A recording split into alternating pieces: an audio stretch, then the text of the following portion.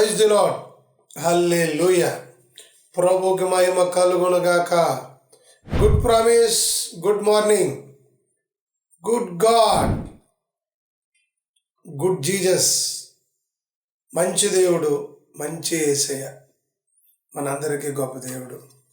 ప్రతిరోజు ఈ మంచి వాగ్దానాలతో మీరు బలపరచబడుతున్నారని, మీ కుటుంబాలు దీవించబడుతున్నాయని, ఆదరించబడుతున్నారని మీరు నమ్మిన ఎడల ఇలా చేయుచున్నాయని మీరు సంతోషకరంగా స్వీకరించిన ఎడల అనేక మందికి షేర్ చేయండి, లేదా కామెంట్ రూపంలో దేవునికి కృతజ్ఞతలు స్తుతులు చెల్లిస్తూ ఉండండి. ఈరోజు ప్రభు మనతో మాట్లాడుతున్నటువంటి మంచి మాట కీర్తనల గ్రంథం 116వ కీర్తన 7వ వచనం. నా ప్రాణమా, యెహోవా నీకు క్షేమము విస్తరింపజేసి ఉన్నాడు.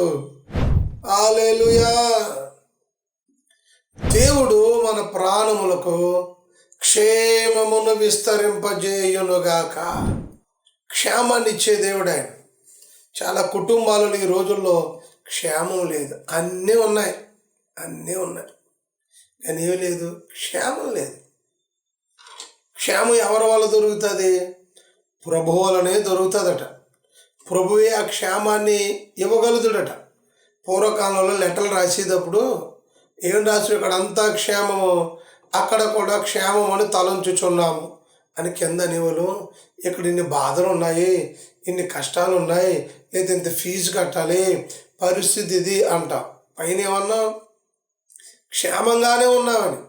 ఎవరైనా ఇంటికి వెళ్తే బాగున్నారమ్మా, బాగున్నావు అంటారు.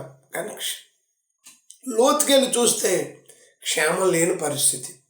అందుకే దేవుడు ఈరోజు నీతో మాట్లాడుతుంది. నీ కుటుంబంలో క్షేమం లేదా? పైకి నవ్వుతూ ఉన్నావు, క్షేమాన్ని తలుస్తున్నావు, గుండు లోతుల్లోకి వెళ్ళి చూస్తే క్షేమం లేని పరిస్థితి ఏమో. అందుకే దేవుడు నీకు క్షేమం ఇవ్వటం కాదు, ఆ క్షేమాన్ని విస్తరింపజేస్తున్నాడట.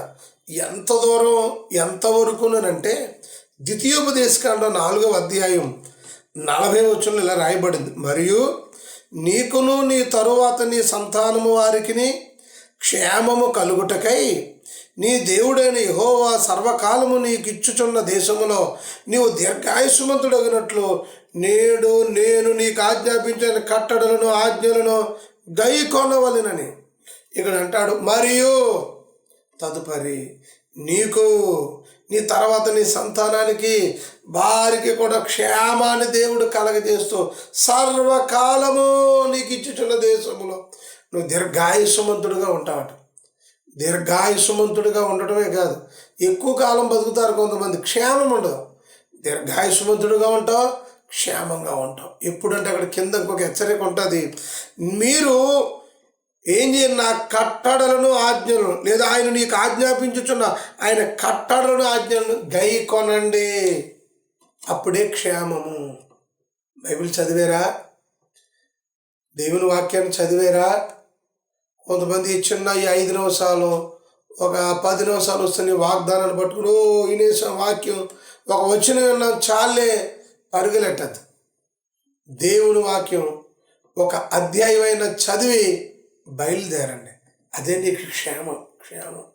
నీ పిల్లలు కూడా ఎన్నో చదువులు చదువుతున్నారు, చదవనివ్వండి. ఆ చదువుల్లో క్షేమం ఉందా? ఉద్యోగంలో క్షేమం ఉందా? వ్యాపారంలో క్షేమం ఉన్నదా? వ్యవసాయంలో ఉందా? కుటుంబ పరిస్థితుల్లో ఉందా? లేదు కదా, లేదు. దేవుడు ఈరోజు నీకు ఇచ్చునుగాక. దేవుడు నీకు ఈరోజు క్షేమాన్ని విస్తరింపజేయునుగాక. అనారోగ్య పరిస్థితిని బట్టి క్షేమం లేదు, దిగులు, బాధలు, క్షేమాన్ని ఇస్తున్నాడు. ప్రార్థించు, బైబిల్ చదువు, ఆయన ఆజ్ఞలు కట్టడలు గైకొను. కాలుష్యం ఎందుకు? నోటి నిండా నవ్విచ్చి నా ప్రభు ఈరోజు నీకు క్షేమాన్ని విస్తరింపజేయునుగాక. మహాగణుడా, నీకు వందనాలు, స్తోత్రాలు బాబయ్య. అవును, మా ప్రాణములకు నెమ్మదిని, క్షేమాన్ని విస్తరింపజేసే దేవుడు నీవే నాయన. మనుషుల వల్ల క్షేమం లేదు, కానీ నీ వల్లనే క్షేమం కలుగుతుంది బాబయ్య. సర్వకాలము నీకు క్షేమాన్ని ఇస్తానన్నారు. మీకు కాదు, మీ పిల్లలకి, మీ తర్వాత సంతతి వారికి తప్పకుండా ఈ వాగ్దానం, ఈ లైవ్ చూస్తున్న బిడ్డలకి తప్పకుండా కలగజేయండి. తప్పకుండా కలగజేయండి, క్షేమాన్ని విస్తరింపజేయండి. యేసునామములో అడుగుచున్నాము తండ్రి, ఆమేన్. God bless you.